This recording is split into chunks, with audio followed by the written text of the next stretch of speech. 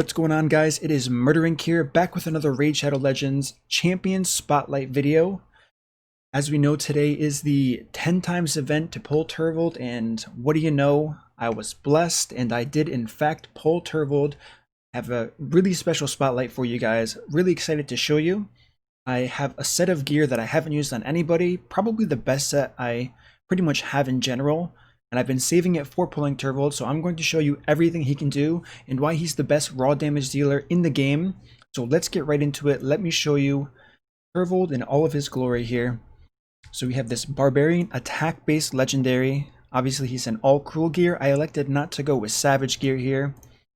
So these are his total stats: 6,500 attack, 160 speed. He does give himself a speed boost, 80% crit rate, and he doesn't need 100%. We'll go over that in a second. And 299% crit damage. Now, what makes Turvold so good is pretty much the interaction with this A3, but his A1 does hit twice, providing that weaken debuff if you want to put accuracy on this guy. He buffs himself with 3 separate buffs with the 2-turn duration. Obviously, he burns through one of those, so they will only be active during his A3 for one use. Now, his A3 is really cool. He attacks one enemy 2 times. Damage increases according to the number of buffs on this champion. If the target is killed, it resets the cooldown of this skill, making it back up and available for when the A2 is ready. His aura increases ally attack in faction wars by 42%.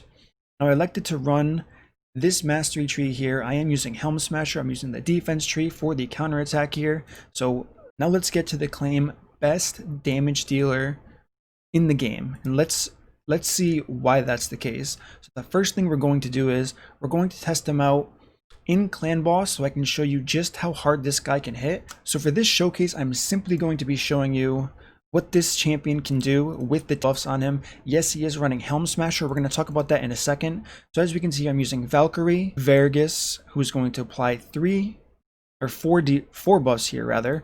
Then we have Mossbeard, obviously increasing that damage done. So let's see what we can do on a counterattack. Counterattack does do reduced damage, so let's see what Turvold hits for. 105, and he didn't crit there because, as mentioned before, he doesn't need 100% crit for that A3. So now we're going to buff himself. So total we have 1, 2, 3, 4, 5, 6, 7. We have 8 buffs on him, so we don't have 10, which is the cap. So we are missing out on some damage, but we have 3 debuffs, which is buffing his damage from Gerptuck. Now let's take this to 1 speed, and let's see what his A3 can do against the Ultra Nightmare Clan Boss. So 610 and 539,000 damage. Obviously, as you can see there, he did not proc Helm Smasher on the second hit. The hardest hit I've seen him do while I was testing on stream was 671,000 on the second hit and 650,000 on the first hit. So we have 1.3 million damage with only 8 buffs and Gerptuck Mossbeard. Unfortunately, Bad Ale is one of the 19 legendaries that I am missing to complete pretty much my collection of having every single legendary in the game on this account. So there is that. But obviously this is not an ideal team you're going to be running in a Clan Boss setting, but we will get more into that a bit later. So now the question is, what kind of Clan Boss team can you run Turvold in? He has extremely strong synergy with champions like Valkyrie, Blind Seer. Yes, he does get an extra turn, but still the shield that Valkyrie provides is 3 turns, so even if he burns through, he's still going to have that shield for 2 turns. Granted, he doesn't burn through it too quickly. Now you can run Turvold in Relentless gear if you're running a Resurrection champion like Blind Seer, like Arbiter, like Gorgorob. So usually most people run Turvold in a speed team with the Resurrection champion to make sure, even if he dies, since you kind of want to build him as a glass cannon, he keeps reviving and it keeps doing insane damage. As we can see from there, one interesting thing that I did find out is Helm Smasher actually is doing more damage than having a mastery on this champion. Now, why is that interesting? It's interesting for a few reasons. So let's take a look at the mastery tree here. War Master has a 60% chance of inflicting bonus damage when attacking. Helm Smasher has a 50% chance of ignoring 25% defense. So the fact that Helm Smasher is doing more damage, it does have a 10% less chance of proccing. However, the damage is quite significant. When I was running Turvold without Helm Smasher, he was hitting for 400,000, 450,000 each. Obviously that's significantly different than 671,000 each. So this guy's an absolute monster, and it's very interesting that I found that Helm Smasher actually outperforms War Master, because I've never actually seen an instance where that is the case for any other champion. So the question is, with that find, what does that mean? Can that change things for other champions? It might. I do have to do a bit more research on that. However, this is a condition skill champion, which means he does have a condition that amplifies his damage, being the amount of buffs on this champion. So that plays a huge role in Helm Smasher and how much damage it's actually doing with that ignore defense buff. So it's very possible that you need a high condition champion like this, Dragomorph or Shazar, to provide more benefit in running Helm Smasher over any other talent. One thing to note about Shazar, he is a Giant Slayer champion, so he would have to significantly outperform in each hit for all of those Helm Smasher procs in relation to the fact of having Giant Slayer proc. So there's definitely something to think about there. I'm going to do more research and get back to you if I have any definitive answers on that. If you have any input on that, feel free to reach out, leave a comment below and let me know what you think. Now that we saw him in the clan boss, saw how much of a powerhouse he is, let's see how he does with all of these buffs in a Dragon 20 run. So now we're going to apply this. So he has 1, 2, 3, 4, 5, 6, 7 buffs on him. And I mean, none of these champions are going to survive past the first hit, but let's see. So 368,000 damage on a 2-hit ability. So he's about to be doing 700,000 damage if he gets that second hit. Obviously, he's going to one-shot any single trash mob in the game. Pretty much no one can survive him. But really what we want to see is, how hard is he going to hit against this Dragon 20 boss? That is the key there. And obviously most people aren't going to be running this if they are speed farming.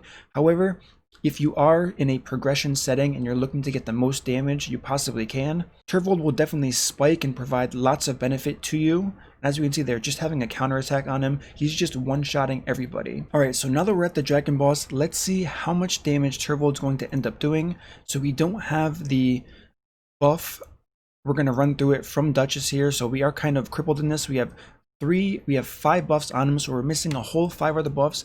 Let's see how much damage this A3 does against the Dragon boss. So 300,000, 250,000, almost 500,000 damage, coming very close to how much an enemy max health champion does. And one can only imagine what he would be doing if he did have a complete roster of 10 buffs. Now this would be rather hard to pull off, unless you're pretty much basing this entire team around Turvold. So as you can see, there's insane output, and I think that's a really realistic amount of buffs to have on a champion. I only really use 2 champions out of all 5 slots to make this work. Obviously I could get rid of Royal Guard, put someone else there to ensure he does get those 10 buffs. However, that's definitely not the point here. So as we can see, this champion is absolutely the king of raw damage in pretty much every single aspect. The fact that he does so much damage on the clan boss is actually insane.